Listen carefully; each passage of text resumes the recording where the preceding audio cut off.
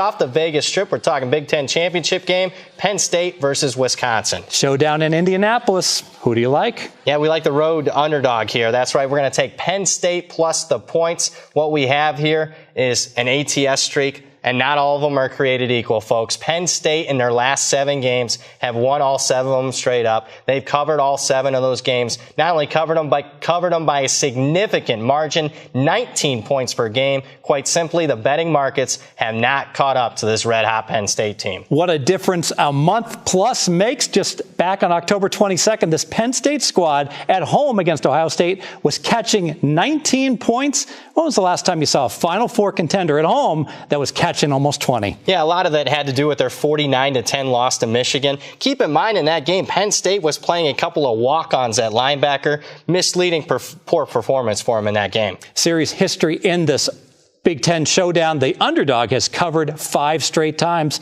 Is that a factor? Well, you know me, Fez. I love technical trends, and this one is in our favor, but I got to be honest with you, did not impact my handicap here.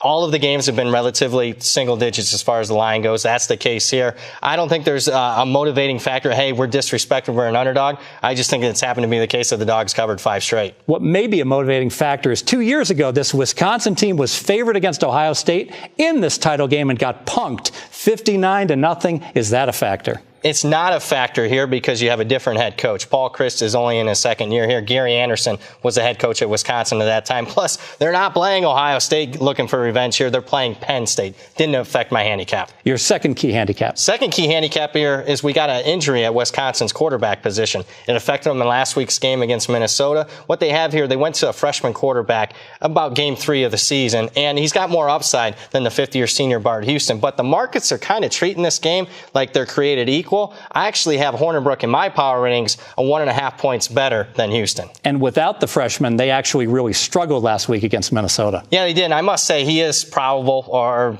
maybe even questionable here as we're taping this on Wednesday. But last week against Minnesota, he gets out of the game. They are down in that game 17-7 at halftime. They're still trailing that game 17-10 entering the 4th quarter. Outscored Minnesota 21-0 in that final stanza, and they benefited from plus 3 turnovers in that game. Very misleading. No doubt they could have lost that one outright. Let's make it official. Yeah, let's make this official. What we have here is a Penn State team where the markets haven't caught up to them yet. They've covered 7 straight games by 19 points per game. And we have a Wisconsin team either starting a less than 100% starting quarterback or a less talented